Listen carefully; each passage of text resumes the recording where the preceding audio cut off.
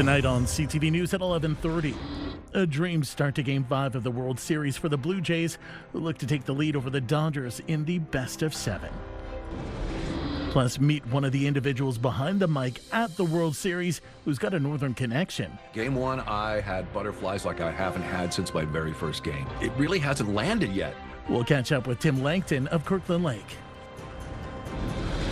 And the Ford government has signed a major deal with the Northern First Nation, creating more opportunities for jobs in community centers and hockey arenas. It's all part of Ontario's effort to expand the Ring of Fire. CTV News at 11:30 with Ian Campbell and Rick Wyman with weather. Well, good evening. Thanks for staying up with us. It was a dream start to Game 5 of the World Series as the Toronto Blue Jays look to take a lead in the best of 7 against the LA Dodgers. And it all started as soon as Davis Schneider got up to bat. Here he comes, off we go in Game 5 with a fastball that's hit in the air to deep left field. Call to the track. It's a home run on the first pitch of Game 5. On the very first pitch, and now Vlad Jr. hooks the ball down the left field line. They've gone back-to-back to start Game 5. First 2 batters, 2 home runs, gets Toronto on the board early in the game. The mood was set after that as the Jays maintained their lead throughout the 9 innings. Troy Savage had an unbelievable 12 strikeouts before being relieved, a record for the most strikeouts by a rookie in a World Series. Jays won just a few moments ago with a final score of 6-1. Blue Jays lead 3 games to 2. Game 6 returns to Toronto Friday night. A Kirkland Lake man holds one of the biggest jobs in Canadian sports. He's the PA announcer for every Blue Jays home game and is calling his first World Series. CTV's Amanda Hicks has his story. So today, here we are in the audio control room. Tim Langton's voice sets the tone for every Blue Jays game held in Toronto. He's been the team's public address announcer for the last 2 decades, but he didn't get his start under bright stadium lights. It all began in his hometown of Kirkland Lake. I wound up being told of a job at CJKL, little radio station up in Kirkland Lake, and it was news, and I said, don't send anybody else. This is my job. And she told the news director at the time, and he liked that, so he hired me.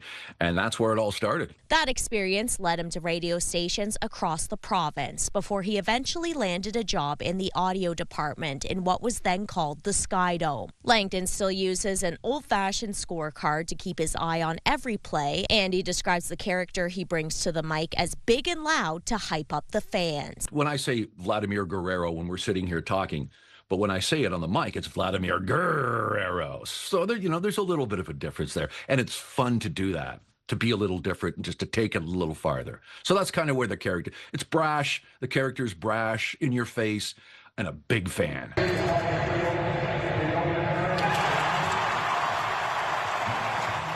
Now, Langton is calling his first World Series, something he says is a privilege. Game 1, I had butterflies like I haven't had since my very first game. It really hasn't landed yet. It still seems kind of surreal that here we are after all these years and coming close, and it's almost unbelievable still. Langton is one of only 3 PA announcers in Blue Jays history. He attributes a majority of his success to his early beginnings in Kirkland Lake, demonstrating a big voice can come from a small town. Amanda Hicks, CTV News, Sudbury. Closer to home, North Bay City Council has suspended Mayor Peter Chirico's pay for 60 days. This after hearing from the city's integrity commissioner a day after he ruled Chirico violated the code of conduct on some of his spending while using a city-issued corporate credit card. CTV's Eric Tashner has the latest from tonight's council meeting. First opportunity to present the report. When Integrity Commissioner Guy Giorno was looking into Mayor Peter Chirico's spending habits, he made it very clear his report was not a forensic financial audit. How did we get here? Giorno ruled $5,500 out of the $17,200 in personal expenses Chirico paid for with the city-issued corporate credit card was found to have breached the code of conduct. The violations involved nearly $3,200 for North Bay Battalion season tickets, which Chirico did not prove to be business-related, $2,200 in golf membership fees that he did not flag as personal and didn't offer to reimburse, and $200 on 3 personal meals that he claimed were for city business, even though only family members were present. CAO John Severino signed off on the spending. The bulk of the remaining expenses, gas, car washes, pet food, etc., were made with the intention of Chirico paying them back through his mileage allowance. One of the whistleblowers who filed Freedom of Information requests into Chirico's spending habits belted out. Resign! Council went into recess, and she was escorted out of the chambers. Then, Council squabbled over how long a pay suspension Chirico should face. Calls for a 90-day suspension, the highest penalty Council could have imposed, and a subsequent 80-day length were defeated. A couple of these councillors fancy themselves as being the mayor's attorney for the way they were commenting. Public opinion for this group is terrible. Before eventually settling on a 60-day salary suspension. I've seen a lot of dysfunction and where we're not working well together, and it showed again tonight. It's up to this whole council to get their act together. To have an open mind, to make a balanced, fair, and informed decision, and I believe that's what council did this evening. Chirico's actions are also under the OPP and Inspector General of Policing's microscope. Giorno explained that if the investigation concluded that criminal laws were broken, he would have stopped and referred the matter to police. But he wrote he found no basis to do so. What happened with the mayor, his part was looked at. Council still needs to take steps to make sure that we talk about public accountability and trust. Chirico declined comment to the media. Eric Tashner, CTV News, North Bay. A Sault Ste. Marie man once believed to be a missing person has now been identified as a murder suspect. CTV's Courtney Nordstrom has more. 52-year-old Scott Devlin is now wanted on a Canada-wide warrant for second-degree murder and indignity to a dead body. He's the suspect in a murder investigation that began on June 19th in an apartment building in the 700 block of Pine Street. Devlin was reported missing just 1 day prior. CTV News learned from neighbors that Devlin lived on the same floor as the 30-year-old victim. At the time, police wouldn't link the two incidents. There has to be information that ties somebody to an investigation, and obviously that took quite some time, but like I mentioned, our investigators worked incredibly hard to find anything that they could to learn what took place that day in June, and recently discovered some information that ties 52-year-old Scott Devlin to that, and again, now wanted in connection with the homicide. Devlin is described as 5 feet 10 inches tall with a thin build and blonde hair. The 52-year-old also has the tattoos Sinner and Saint on his forearms. That might help trigger somebody's memory if they've seen some unique tattoos or markings that somebody may have when we release those details. So again, anybody has the information, anybody has seen Scott Devlin, please contact police immediately. Scott Devlin was last seen on June 17th after taking a flight from Sault Ste. Marie to Toronto's Billy Bishop Airport. Police officials say that the murder suspect may still be somewhere in the Toronto area. We've been in connection with our partner agencies in the Greater Toronto area, so we're hoping to spread the awareness as far as we can so that to help generate some more tips. Anyone with information on Devlin's whereabouts can contact Sault Police or Crime Stoppers. Corey Nordstrom, CTV News, Sault Ste. Marie. The city of Greater Sudbury must pay an accidental death and dismemberment benefit to the estate of a firefighter. He had work-related post-traumatic stress disorder that led to his suicide 3 years ago. Mike Frost was 40 at the time of his death in May 2022. He was laid to rest in a public funeral attended by dozens of first responders. When his estate was denied the benefit, the Sudbury Professional Firefighters Association appealed, arguing the city had an obligation to pay the benefit even if the insurer refused. So the arbitrator determined that the post-traumatic stress disorder would be considered the actual accident that led ultimately to his passing. For the fire sector, this is a first that I'm aware of, that our legal team is aware of. So it does set a precedent across potentially Canada, but for sure in the fire sector about what is compensable and what are let's call it hazards that we understand go along with firefighting duties and its effect on mental health. The benefit is calculated at twice the annual earnings of the employee, up to a maximum of $500,000. Police in Kirkland Lake seized illegal drugs with a street value of almost $14,000 following a traffic stop in town. On Saturday, OPP pulled the vehicle over on Taylor Avenue. The driver had outstanding warrants, and officers found methamphetamine, cannabis, fentanyl, and cocaine inside the vehicle, along with cash, drug packaging, equipment, and paraphernalia. 3 people, including 2 from Englehart, are facing charges. Public health officials are warning of elevated levels of arsenic in drinking water north of Manitoulin Island. Water samples from the west section of House Lake show concentrations of arsenic above the provincial standard. The water should not be consumed or used for food preparation. Health officials say the area is near the abandoned McMillan gold mine, and the eastern part of House Lake is not impacted. The Ford government has signed a major deal with the Northern First Nation. It's all part of the province's effort to expand access to the Ring of Fire. CTV's Siobhan Morris reports. It's a $40 million deal between the Ford government and Webikwe First Nation. Another step in the long process to access the mineral-rich Ring of Fire in Northern Ontario. This cash will help the First Nation set up to build the Webikwe Supply Road, a road or corridor access for the community to the Ring of Fire and points beyond. It's funding to help with the community center, an airport terminal that burnt down, road construction material, and mental health support. Making sure that our communities will prosper in the near future and that we address some of the issues that we have. Very, very grateful. The Premier says this is an agreement that will change lives. Creating more opportunities for jobs in community centers and hockey arenas and access to medical and food and equipment that can go up through, I like calling it the road of prosperity too. Not all First Nations support mining in the Ring of Fire. The legislature's only First Nations member sees a plan to divide and conquer playing out. You will only get those things that you want unless you sign on to some type of agreement. And it doesn't work that way.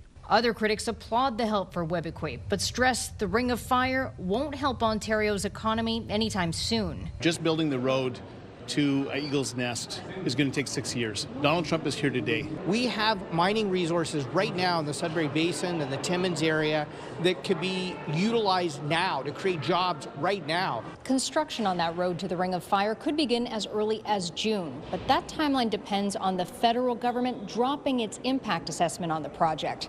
The province says it doubles up on work Webikwe has already done. At Queen's Park, Siobhan Morris, CTV News. Ontario's Labour Minister was grilled by opposition leaders at a legislature committee today over the ongoing Skills Development Fund scandal.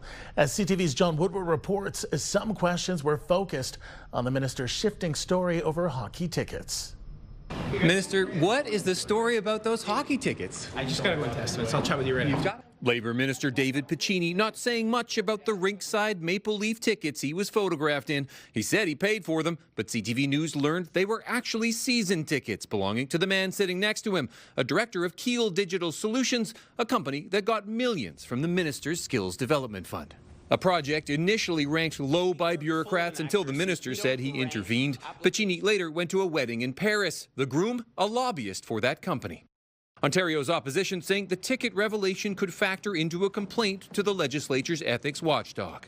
Did he pay for them? How did he pay for them? And I think the Integrity Commissioner may be very interested in this development. The opposition says this is just a microcosm of the larger scandal. The Auditor General found that $750 million was redirected towards low-scoring projects by political staff. Many are big donors or used connected lobbyists. They could have a picture of that in the dictionary beside conflict of interest. The minister facing spirited questions at a legislature committee. These groups recognize the impact that this fund is having. We never had a fund that supported people with rapid training, 12, 16, 18-week training that can link them directly into a job. So I stand with these groups. No, you're hiding behind them. We stopped in at Keel Digital Solutions' Bloor Street office. No answer there. Wednesday morning, Premier Ford weighed in on calls for Piccini's resignation. I got to support David. He's worked his back off on this, so created over 700,000 opportunities and 100,000 jobs for people that would never be able to have a job. Piccini did make good on his offer to talk. So what's the story with the tickets? I paid for my own tickets. But how did you pay for your ticket? These are season tickets. I paid for my own tickets. How? I paid for those tickets, and I've answered your question. Whether that's enough to satisfy critics may be up to Ontario's Integrity Commissioner. John Woodward, CTV News. Time now for a short break here on CTV News. Coming up, Lindsay will have your full weather forecast. For now, look at the current conditions, and it is a chilly one out there. -3 only in Kapuskasing right now. Gore Bay appears to be the hotspot at 6. A little bit of cloud cover in the middle of the broadcast viewing region. Only 2 in Sudbury, 5 in North Bay, 3 in Parry Sound. We'll have details coming up after this. When you see it happen, send it to CTV News. Text 10400 from your screen to ours. Text 10400.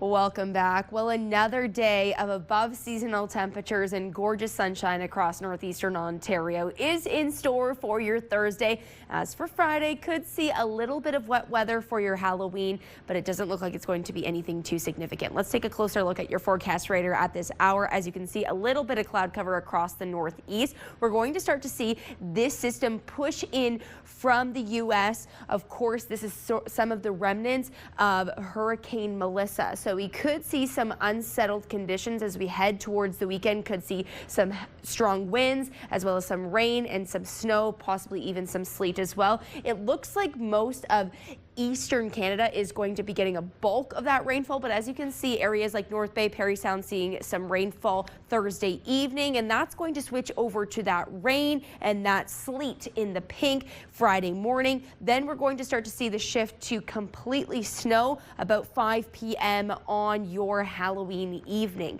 Now let's take a closer look at the next 7 days, beginning with Sudbury, Nickel Belt. As I mentioned, tomorrow, gorgeous sunshine, a high of 8 degrees, certainly sitting above seasonal. As we head into Friday for Halloween, only a slight chance for showers, around 30% chance, a high of 5 degrees. As the trick-or-treaters head out, sitting around the freezing mark, so might want to throw on an extra layer. Heading over now to Sault Ste. Marie, Algoma, a similar weather forecast here. Sunshine and a high of 11 degrees normally this time of year, sitting around 6. Heading into Friday, we're going to be sitting right around that seasonal mark, a daytime high of 7 degrees, right around the freezing mark as trick-or-treaters head out. Timmins, Cochrane, Kapuskasing, mainly sunny for your Thursday, a high of 10 degrees. Look at that drop as we head into Friday. Your daytime high, only 4 degrees, sitting around the freezing mark in the evening hours. And then as we head into Saturday, there is a slight chance we could see that sleet, a little bit of rain, and a little bit of snow. Temiskaming Shores, Kirkland Lake, mainly sunny for your Thursday, a high of 8 degrees. Certainly chilly, though, tomorrow night, an overnight low of -3. 4 degrees is your daytime high on Halloween, and as we head into Saturday, could see some showers. And finally, North Bay, West Nipissing, similar weather forecast here. Mainly sunny for your Thursday, a high of 8 degrees. As we head into Halloween, there is a slight chance for some shower activity and a high of 6 degrees, sitting right around that freezing mark as those trick-or-treaters head out. Ian, I'll send it back over to you. Thanks, Linz. Well, a Sudbury restaurant owner is waiting for news on family members in Jamaica following Hurricane Melissa. CTV's Elena Everson has her story. Nikisha Simpson says she checks her phone regularly, but has not heard from family members in Clareton, Jamaica. Her father lives in a nursing home there. We're kind of worried about that, just making sure that he's okay and supplies are able to reach them, the roads are not blocked off and so on. So that really is most of our worries, that they're able to get the necessary needs met in the time. This time is a tumultuous time for them. Simpson's family home is there too, and she's awaiting word if it's still standing. I guess the most worry would be probably the trees falling down. Because we live so high up on the mountain, flooding is not really what we're most worried about, maybe more landsliding. Simpson opened Nikki's Jamaican Kitchen in April on Larch Street in Sudbury to share the tastes of her home country. She says customers have been asking about the impacts of the hurricane. Everybody's come in and just kind of asked, you know, have you heard from your family? Everybody okay out there? So everybody's a little bit concerned. And Sudbury, there's a lot of people here that travel to Jamaica for vacations and also have friends and family there as well. So it's a loved country. Simpson says her anxiety level is high as she awaits word from loved ones. Alana Everson, CTV News, Sudbury. A new global health report suggests 1,400 Canadians died every year between 2020 and 2024 due to wildfire smoke pollution. The numbers come from the Lancet Countdown on Health and Climate Change, which finds wildfire smoke pollution in Canada has surged significantly compared to the early 2000s. Researchers also say last year's heat waves led to the loss of millions of potential work hours, costing an estimated billions in income. This report comes just ahead of a G7 meeting on environment and energy set to take place in Toronto later this week. It's Wednesday, and every Wednesday we take a little time out to interview a mayor from around our region about issues they're facing, things that reflect their role. It's a segment we call the Mayor's Chair. And earlier tonight I had the chance to sit down with Kirkland Lake Mayor Stacey Wight, where Agnico Eagle is making big moves. The Upper Beaver project will mean 600 new jobs. Here's part of that conversation. Agnico Eagle, I was just at an evening with them and their board members last night, and they are such an incredible community partner. And this latest announcement is just such good news, not only for Kirkland Lake, but the entire surrounding area. Let's talk about that. What does this mean for the town and you as council? Does Kirkland Lake rest easy with some stability, or do you go out and look for more? What's this all mean? Well, absolutely. You know what? We consider this an opportunity to not only reinvest in our, century-long mining history, but also take the opportunity to look for divestments in our economy. And we've been doing that for the last several years. We've seen community partnerships with Indigenous partners like Keepers of the Circle for their modular home building facility on our Archers Drive. So we're ready to take this incredible opportunity of the expansion and just run with it for Kirkland Lake. Our thanks to Mayor Wight. That full interview is up on our website at CTVNewsNorthernOntario.ca. Next week, we'll sit down with Kapuskasing Mayor and the new president of the Federation of Northern Ontario Municipalities, Dave Plourde. Still ahead tonight on CTV News. A battle of the North tonight as the Sioux and Sudbury face off over the OHL. We'll have more on whose bark was bigger after this.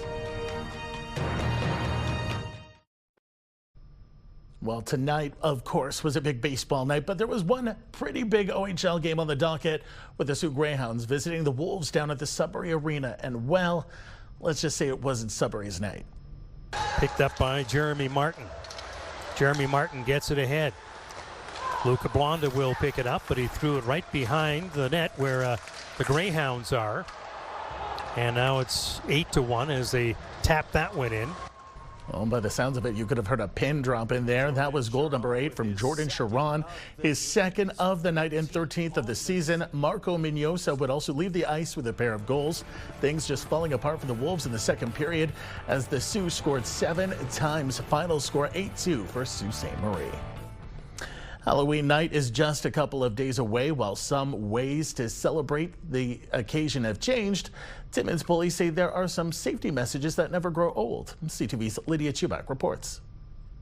With Halloween falling on a Friday this year, Timmins police expect to see more people getting together to celebrate. There's been a lot more parties, per se, not so much trick-or-treating as it was in the past.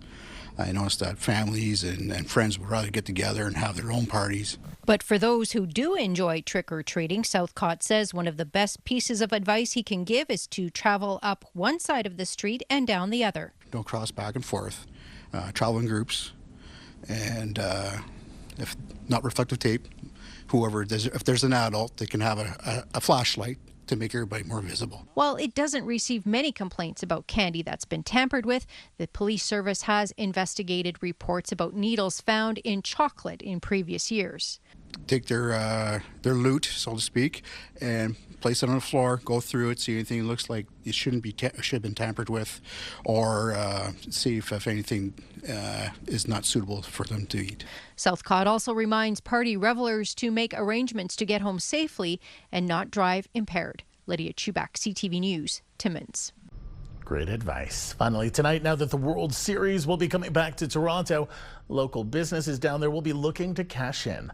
According to new data from Moneris, transactions near the Rogers Centre during Game 1 were up 27%, while the average transaction amount was up 13%. During Game 2, restaurants near the Dome saw a 20% increase in the number of transactions and a 12% jump in the amount spent.